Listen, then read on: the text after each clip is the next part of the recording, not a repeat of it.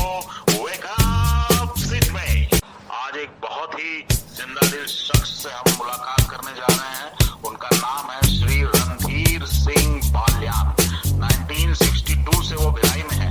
HSCL में वो रहे, पर्सनल एंड एडमिनिस्ट्रेशन डिपार्टमेंट में।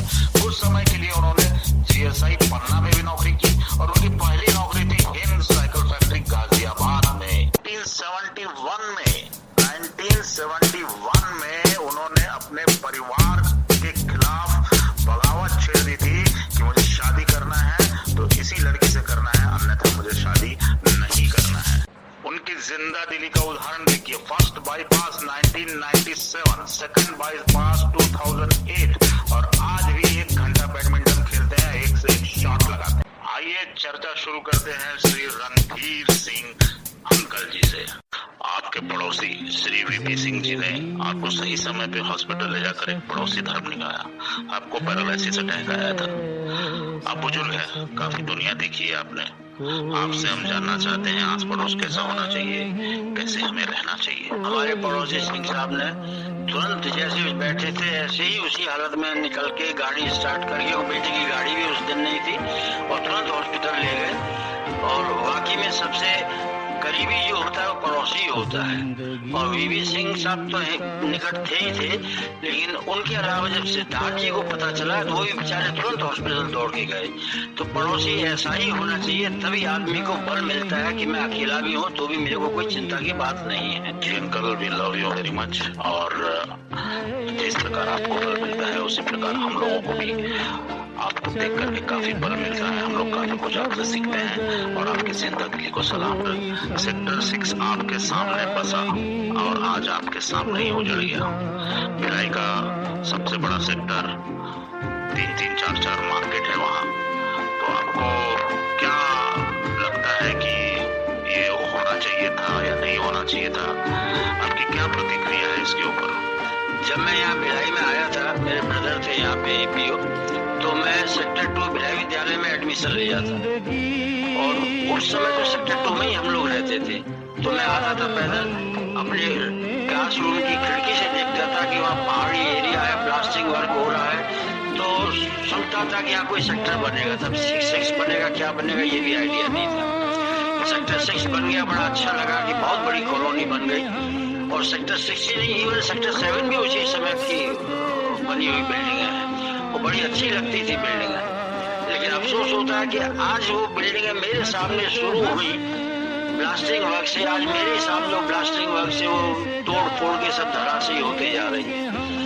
अगर मेरे को यही उम्मीद है, अगर ये बिल्डिंगें भी इस पुराने मकानों की तरह सेक्टर 1, सेक्टर 5, सेक्टर 10 इन मकानों की कंस्ट्रक्शन की तरह बनी होती तो आज जगमगाती रहती और ये दुर्दशा नहीं होती। उनके साथ साथ और कई लोगों को भी इसी बात का अफसोस है, मलाल है कि इतना बड़ा सेक्टर आज उजड़ गया, बिल्डिंगें तोड़ दी गई।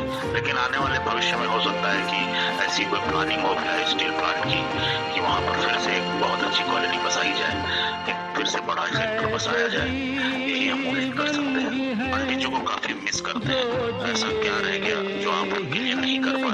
आंटी के जाने के बाद तो मेरे को लगता है कि जैसे मेरी पूरी दुनिया ही उजड़ गई है। होने को मेरे 3 बच्चे हैं, बहू है, नाती पोते हैं, सब है।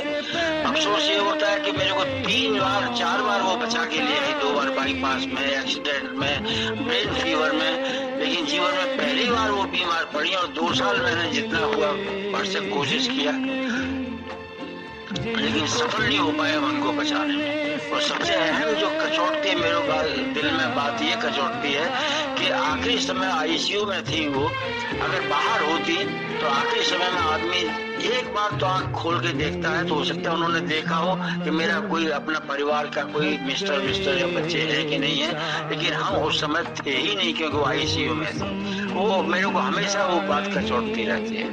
दिले नादा तुझे हुआ क्या है, आखिर इस दर्द की दवा क्या है? इस दर्द की कोई दवा नहीं है अंकल, श्री बंटी जी की यादों के साथ ही हमें जीना है। अब कल धन संपत्ति के अलावे आपने अपने बच्चों, नाती पोतों, बहुओं को सब कुछ दिया, फिर भी आपको ऐसा लगता है कि कुछ और देना बाकी रह गया? बेटा, जितना मुझसे बन सका धन संपत्ति दिया, बाकी संस्कार तो आपकी आंटी ने ही दिए उनको। और जो संस्कार दिए, मुझे उनके संस्कारों पर गर्व है। उन्हीं के संस्कारों की वजह से आज बच्चे अपना प्रगतिशील रास्ते पे चल रहे हैं। वह एक ही इच्छा और थी कि 14 नवंबर 2018 में खत्म होके 2-4 साल और जी लेती तो अपने पोते पोतियों को भी वही संस्कार देती तो अच्छा रहता कि ये बच्चे भी आगे उसी संस्कार में पल के आगे बढ़ते। इस बात की गवाही तो पूरा मोहल्ला देता है। आंटी जी के दिए हुए संस्कार उनके बच्चों में साफ झलकते हैं और मातृत्व को सलाम है। अंकल, आखिरी प्रश्न आपसे पूछना चाहेंगे। 1971 में, उस दौर में आपने परिवार से बगावत करके शादी की, तो वो क्या अनुभव था, हम आपसे जानना चाहेंगे। मेरी जो शादी हुई, मेरे ससुर जी और मेरे जीजा जी दोनों गहरे दोस्त थे। आज जैसे भिलाई और दुर्ग है, ऐसे ही मेरी ससुराल, मेरी बहन के ससुराल दोनों इतनी दूर पे थी। तो मेरे जीजा जी ने इस कार्यक्रम को चलाया कि मेरी शादी उससे हो, मेरी मिसेज से। तो उन्होंने बुलाया बहाना देके, नहीं तो बोलते शादी के लिए बुला रहा हूँ तो नहीं जाता मैं। बहाना देके बुलाया, फिर मेरे को दिखाए और ऐसा कुछ अट्रैक्शन हुआ कि मुझे देखते ही उनसे लगाव हो गया और लगा कि शादी करूंगा तो यही करूंगा, नहीं तो नहीं करूंगा। और घर वाले काफी खिलाफ थे।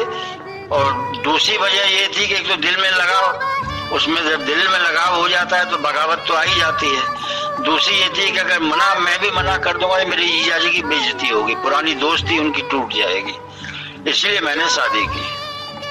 एक बात और बताना चाहता हूँ मैं, लगाव का मैं वो बता रहा हूँ कि कितना लगाव था।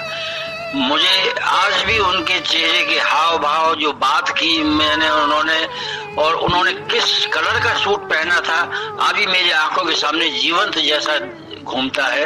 और जब मैं वहां से चला अपने जीजा जी के साथ, जब मैं अपने जूते की लेस बांध रहा था, मेरे दिल में पूरी उम्मीद थी कि वो कहीं ना कहीं से मेरे को जरूर देख रही होंगी। और मैंने जब ऊपर गर्दन उठाई तो मेरी उनकी नजर मिली और वो देख रही थी, एक कोने में खड़े होके मेरे को बराबर देख रही थी। वही मेरे दिल में जो बैठा तो बस वो लगाव पे लगाव ही रह गया। दिल से तेरे निगाह जिगर तक उतर गई, दोनों को इश्क अदा में और रजामंद कर गई। कितना प्रेम रहा होगा आप दोनों के बीच में। बहुत बहुत धन्यवाद अंकल, आपके बगावती तेवर जानने को मिले, आपकी प्रेम कथा जानने को मिली, आपकी जिंदा दिली को सलाम।